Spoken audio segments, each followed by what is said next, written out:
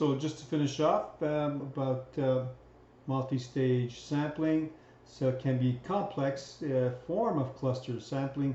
So using all the sample elements in the selected clusters may be expensive or unnecessary. So this is a difficult one to use, certainly when it comes to sampling. Let's look at practicalities.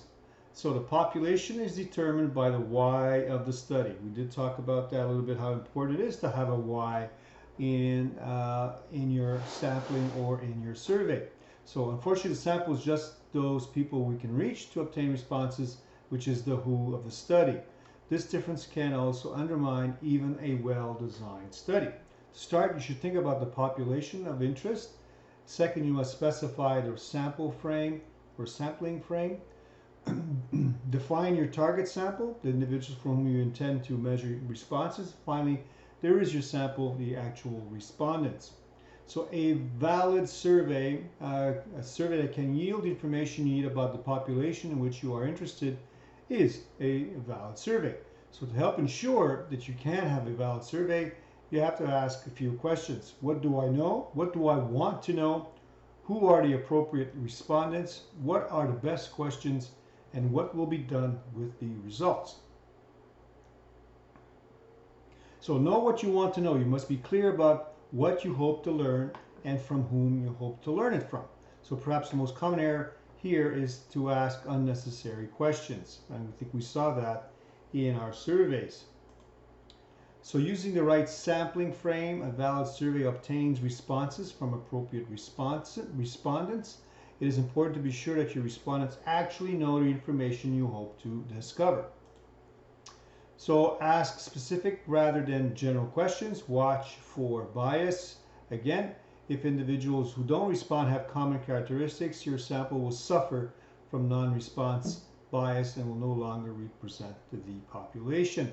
So when respondents volunteer to participate, individuals with the strongest feelings on either side of an issue are more likely to respond. So those who don't care may not respond, creating a voluntary response bias. So this is really tricky.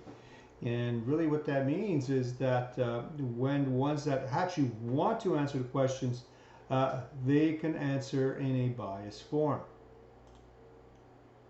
So it's important not to confuse accuracy with bias, right? This is important.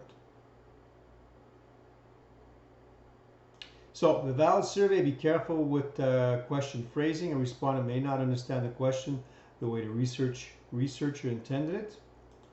And be careful again with answer phrasing. Inaccurate responses, intentional or unintentional, known as measurement errors, occur especially when questions are politically or sociological sensitive. So the best way to protect from measurement errors is a test, a pilot test, in which a small sample is drawn from the sampling frame and a draft version of the survey instrument is administered. So if you really want to label what you did last time in your surveys, you can call it a pilot test. Here is a table that applications of representative and non-representative samples. So only the representative samples is used by statisticians.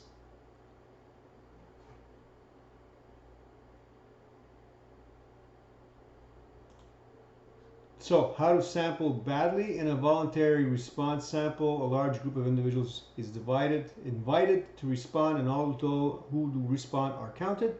Voluntary response samples are almost always biased, and so conclusions drawn from them are almost always wrong. In convenient sampling, we simply included individuals who are convenient. Unfortunately, this group may not be representative of the population. An SRS from an incomplete sample frame introduces bias because individuals included may differ from the ones not in the frame. So also how to sample badly. Many surveys designed suffer from undercoverage, in which some portion of the population isn't sampled at all or has a smaller representation. And all in all, what could go wrong in surveys and sampling? Well, quite a bit of things. Quite a few things, I should say. So rather than sending out a large number of surveys from which the response rate will be low, it is often better to design a small randomized survey for which you have the resources to ensure a high response rate. Surveys that are too long are more likely to be refused, reducing the response rate and biasing all the results. And response bias includes the tendency of respondents to tailor their responses to please the interviewer. Yeah, I like coffee, and then you don't even drink coffee, but you're just going along for the ride per se, and just answering the questions to tailor to the whomever is asking them. The consequences of slanted question wording. So push polls, which masquerade as surveys, present one side of an issue before asking any questions. What else can go wrong? Bias, absolutely. And look for bias in every survey. Spend your time and resources reducing biases.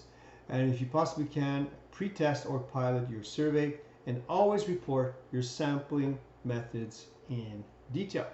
That's it. Thank you.